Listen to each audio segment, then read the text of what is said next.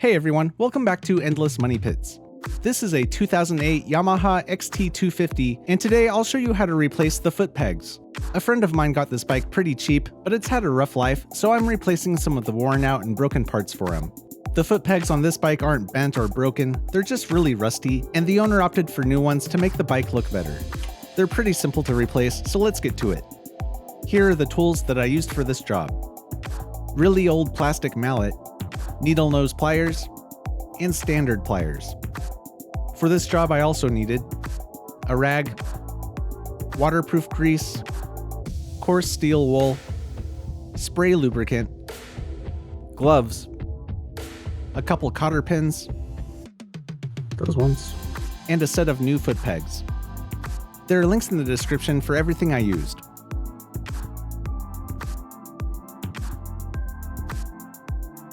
Each foot peg is attached to the bike with a large pin that's secured with a small cotter pin. If you're replacing the passenger pegs, they can be removed with a 6mm hex. Remove the cotter pins by bending them straight and pulling them out. It isn't usually so difficult, but these ones are so rusty, and I was trying to do it without getting in the way of the camera. Rusty.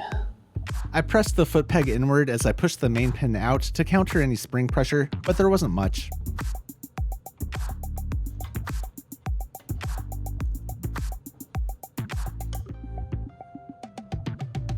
Clean out and re-grease the area before installing the new foot peg.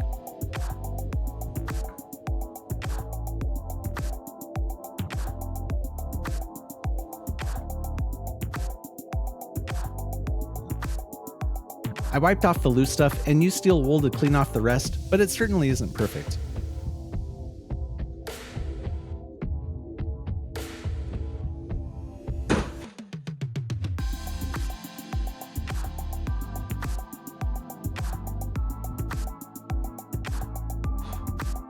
I sprayed chain lube on the old parts, but later I decided to coat the pin in waterproof grease. The springs are so rusty, we probably should have got new ones, but if they ever do break, they'll be easy enough to replace. The spring should fit like this.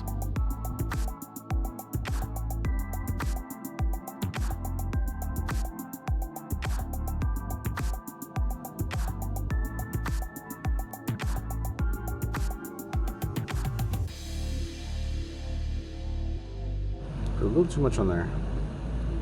A little too much.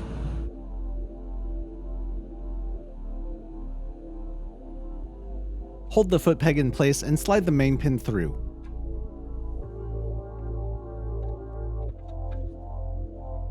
I needed a plastic mallet to get this one all the way through, but the pin on the other side went through just fine.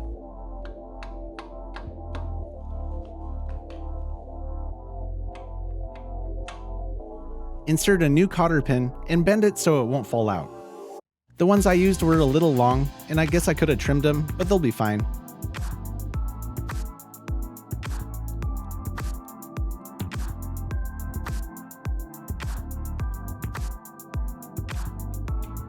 I've made some other videos with this bike, and there are many more on the way, so check those out and stay tuned. If you liked this video, make sure to subscribe for more of the best DIY videos on the internet.